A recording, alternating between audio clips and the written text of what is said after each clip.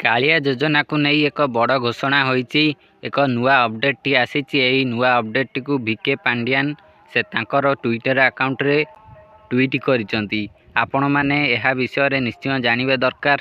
जदि आपण जने कालिया हिताधिकारी कालिया योजनार हिताधिकारी अटंती तेबे आपण माने एही अपडेट टी जानिबा दरकार। कौन अपडेट आसीची यह विषय रे आपण माने जानी रखंतु। यह पूर्व आपण माने वीडियो को गोटे लाइक करी चैनल को सब्सक्राइब कर दियंतु।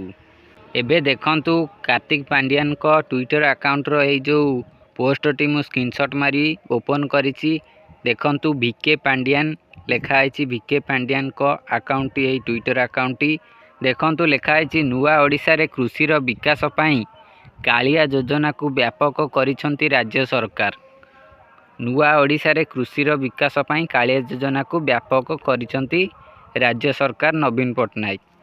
भूमिहीन चाषी को अतिरिक्त 2000 सहायता प्रदान सह चाषी कल्याण पई आगामी 3 वर्ष रे 6029.70 कोटी खर्च हेबो।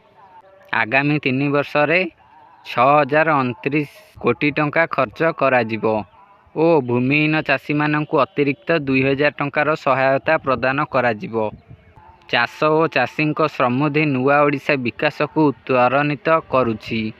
एही अपडेट को वीके पांड्यान तांकर ट्विटर अकाउंट रे ट्वीट करचंती। 2000 टंका भूमिहीन माननकु दिया जिवो ओ आगामी 3 वर्ष मध्य रे 6029 कोटी एही कालिया योजना रे खर्च करा जिवो।